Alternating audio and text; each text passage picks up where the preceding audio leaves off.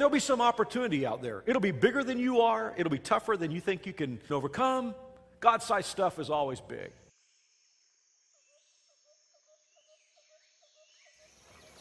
Hello from Guatemala. We're Jim and Shelley Dinsmore. We've been missionaries here since August 2006. We were both called to missions when we were kids, so now we're living our dreams. This is just the beginning of our story.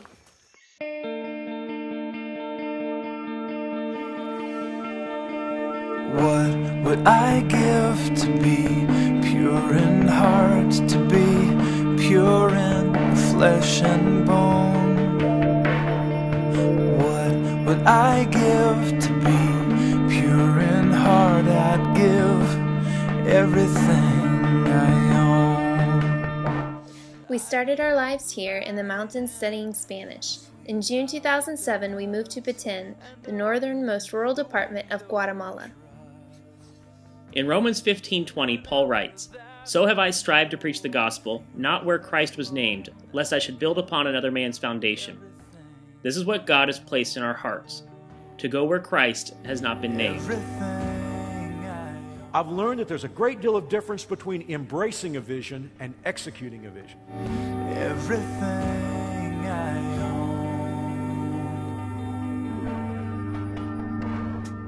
There are 2 unreached people groups in Petén, and we want to share with you the opportunities God has given us to work with both of them. From 1960 to 1996, Guatemala was ravished by a civil war. After peace was signed in 96, an entire generation of ex-guerrillas that had spent the majority of their lives hiding in the mountains were given the chance to begin new lives in the jungles of Petén. The government sent them to this rural department to start new communities. Because they are relatively new, and because of their socialistic, anti-God attitude, these villages still have no churches. In the summer of 2007, we started our first work in the communist guerrilla community of New Horizon. National churches have tried to start works here before and were chased out with firecrackers and stones. But in July 2007, after a week of outreach, God opened a door, and the town council gave us permission to start a Bible study. For the first 8 months, we held our Bible studies in a small building owned by the town. In March of 2008, a man in the village offered us some land that we could use for our Bible studies. Unbeknownst to us, while our first meeting on that new property was taking place, some atheist foreigners staying in the village went before the town and had us officially voted out of the village. We received the news of our fate a couple days later, but God had already taken care of this. Soon after, the town council ruled that since we were technically now meeting on private property, no one could make us leave. Our Bible study is thriving in a place that's from its founding tried to keep God from entering. We continue to see people who before had never heard the gospel come to put their faith in Jesus Christ. If you want the greater, the richest blessings of God, you're going to have to take some risks. In August 2008, again God opened a door in another ex-guerrilla community, Santa Rita. We met with the town council, and they gave us permission to start a Bible study there as well. Many people in New Horizon have family members in this community. We are praying that God will work through these new Christians to reach their own families. The people of Santa Rita are very interested in learning more about God, and our Bible studies are growing. In February of 2009, a new town council was elected, and due to one member's resistance, we thought we might be asked to leave. But God had a mission team there that same week that was working with us on their school. We met with the new town council, and they not only gave us permission to stay, but permission to meet in our own place.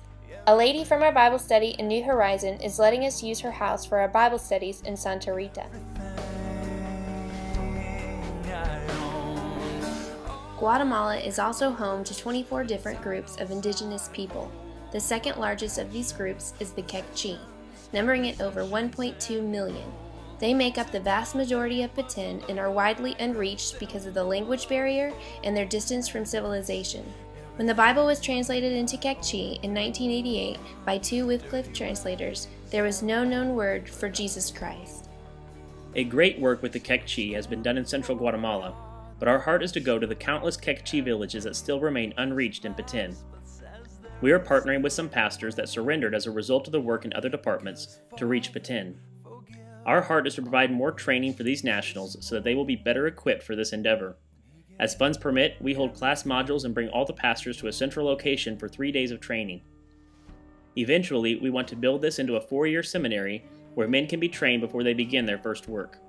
We will be working alongside of these national pastors and missionaries to start new churches in the innumerable villages found in the jungles of Peten.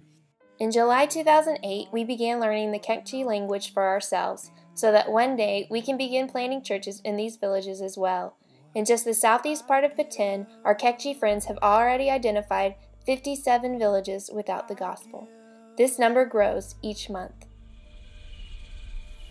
We are so thankful for the opportunities that God has given us here. There's plenty to be done, and we're eager to enlarge our team. For more information about our ministry and how you can participate, please visit our website. Thank you for considering partnering with us to reach the people of Peten, Guatemala.